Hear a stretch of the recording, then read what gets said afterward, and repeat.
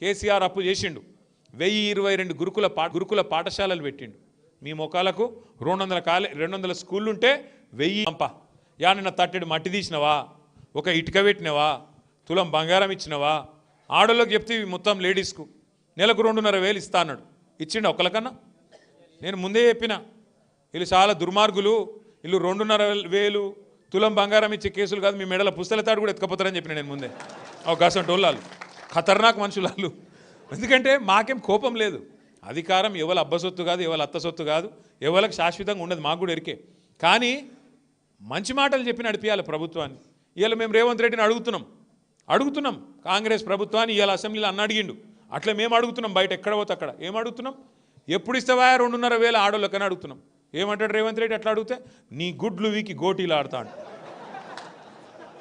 మరి ఎప్పుడు ఇస్తావా 15,000 ఇస్తా అంటివి 2 పంటలకు కాదు 3 పంటలకు ఇస్తా అంటివి అసలుదారులకు కాదు కౌలుదారులకు కూడా ఇస్తా అంటివి ఎప్పుడు ఇస్తావా రైతు బంధు అంటే నీ పేగులు తీసి మెడలు వేసుకుంటా అంట ఇది ఎక్కడ బాధ స్కూటీలు ఎప్పుడు ఇస్తావా మరి ఎప్పుడు విద్యా భరోసా కార్డు ఇస్తావు నిరుద్యోగులకు 4,000 రూపాయలు అంటివి ఎప్పుడు ఇస్తావు 2 లక్షల ఉద్యోగాలు అంటివి ఎప్పుడు ఇస్తావు అంటే నీ లాగుల తొండలు ఇడిచిపెడతావు గివి మాట్లాడి నిన్ను చేసినారు ముఖ్యమంత్రి గివిటికేనా ఇక ఉన్నది నువ్వు లాగుల తొండలు ఇడిస్తేందుకు పేగులు వేసి మెడలేసుకుంటేందుకు లేకపోతే గుడ్లు వీకి గోటీలు ఆడుతందుకు వాటికి మా పోరాగాలు మస్తు మంది ఉన్నారు కవి చేస్తేందుకు నువ్వు అవసరమా దీనికి అంటే ఎంత బేకారు ముచ్చట్లు అంటే బాధ అనిపిస్తుంది ఇక ఏమనంటే కేసీఆర్ గారిని తిడతాడు అదొక్కటి నేర్చుకున్నాడు ఏమనంటే కేసీఆర్ని తిట్టాలి ఏమిటి తిడతావు కేసీఆర్ను ఏం తప్పు చేసిండు కేసీఆర్ తెలంగాణ తెచ్చుడు తప్పు చేసినాడు 11 రోజులు సావుకు సిద్ధపడి తెలంగాణ తెచ్చుడే తప్పైందా కేసీఆర్ గారు ఏం చేసిండు కేసీఆర్ తప్పు చేసినాడు 2 ఏళ్లలో బొచ్చెడు కేసులు పెట్టినావు కేసీఆర్ మీద ఏం చేసినావు మరి కేసులు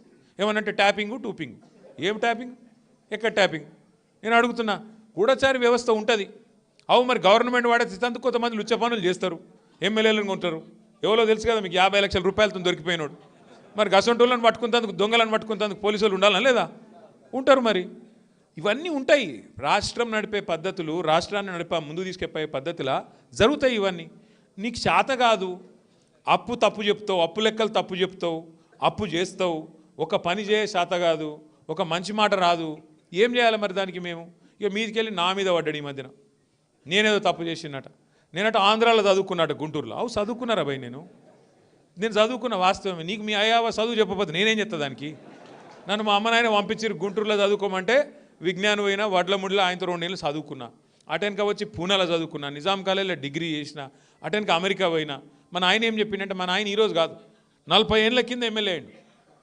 1984-85 ఎమ్మెల్యే అయ్యిండు కేసీఆర్ గారు ఆయన రాష్ట్ర మంత్రిగా పనిచేసిండు కేంద్ర మంత్రిగా పనిచేసిండు డిప్యూటీ స్పీకర్గా పనిచేసిండు 10 ఏళ్ళు ముఖ్యమంత్రిగా పనిచేసిండు కానీ ఇక రేవంత్ రెడ్డి ఎట్లా మాట్లాడుతారంటే నిన్న మొన్నటి దాకా నేనేదో బాత్రూమ్లు కడిగేటోనట మా నాయన 40 ఏళ్ళ కిందనే మంత్రి 40 ఏళ్ళ కింద ఎమ్మెల్యే 25-30 ఏళ్ళ కింద మంత్రి ఆయనకేం కర్మ నాకేం కర్మ చెప్పురు మీరే చెప్పురు ఎవడని ఇంటి ఎట్లుంటుందంటే నాకు మాట్లాడడానికి రాదా నాకు రాదా మాట్లాడు ఆయన ఒక భాషలో తిట్టచ్చేమో నాకు 3 భాషలో తిట్టాలనుకుంటే కానీ ఇవాళ నేను తిట్టే అవసరం లేదు రేవంత్ రెడ్డి గారిని ప్రజలు మామూలుగా తిడతలేరు అసలు మీరు గొట్టం పెట్టరు పోయేకనన్నా వాళ్ళ ముంగటనన్నా ఆ తిట్లు వింటే ఇంకోటి అయితే అంత బకెట్లో నీళ్ళు తోడుకొని దుంగి చచ్చిపోతున్నాయి అలా రేవంత్ రెడ్డి కాబట్టి సిగ్గు లేకుండా బతుకుతుండు కానీ అవి ఏం తిట్లు ఏం లెక్క తెలుగు భాషల గిన్ని తిట్లుంటాయని నాకు కూడా తెలియదు గన్ని రకాల తిట్లు తిడుతురు జనం యూరియా ఇచ్చే ముఖం లేదు నీకు పెద్ద పెద్ద మాటలు నరుకుతున్నావు యూరియా ఇచ్చే ముఖం లేదు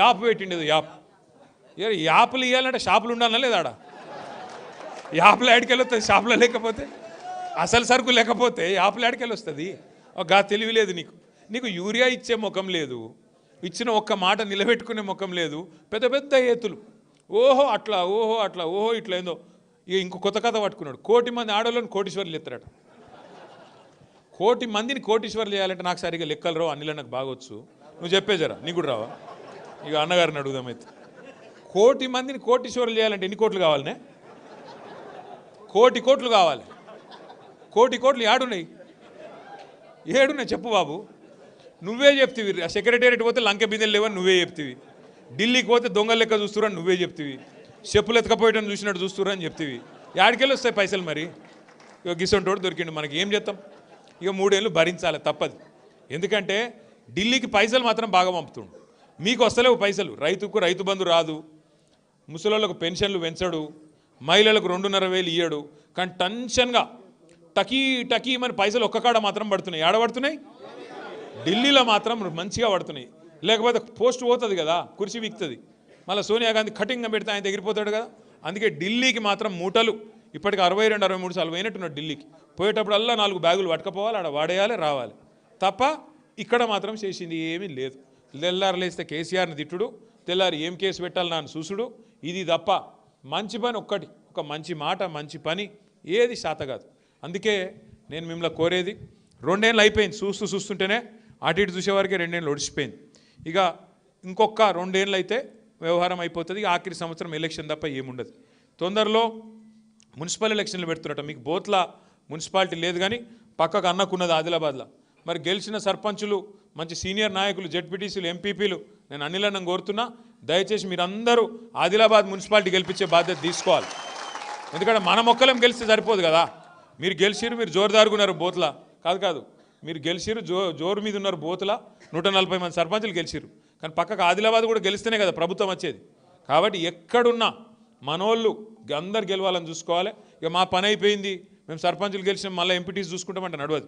పక్కకు ఆదిలాబాద్లో కౌన్సిలర్లు గెలవాలి, అటు ఖానాపూర్లో గెలవాలి, ఇటు నిర్మల్లో గెలవాలి.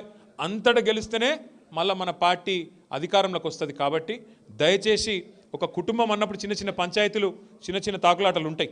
మనం ఆగమాగం కావద్దు, ఉంటాయి పంచాయతీలు ఉంటాయి. రేపు ఎంపీటీసీ ఎలక్షన్లు వస్తాయి. మళ్ళీ ఇక గెలిచిన సర్పంచులకు కూడా నా ప్రార్థన ఒకటి, ఇక ఉంటారు కొంతమంది వాళ్ళొకరు వీళ్ళొకరు మినిస్టర్లు. ఎందుకంటే ఈయన కొరుకుడు వాడని కొయ్య అయిపోయింది వాళ్ళందరికీ, అనిల్ జాదవ్. దాంతో ఏమిటిది, ఇక బెదిరించడం మొదలు పెడతారు. ఓయ్ మీకు పైసలు ఇయ్యం, మీకు ఇందిరం ఇల్లు రానియం, మీకు ఇది ఇయ్యం అది ఇయ్యం అని మాట్లాడతారు. మీరు ఒకటి యాద పెట్టుకోండి, గెలిచిన సర్పంచులు, ఉప సర్పంచులు, వార్డు సభ్యులు మీకు ఎవరు మెహర్బాన్ చేస్తలేరు.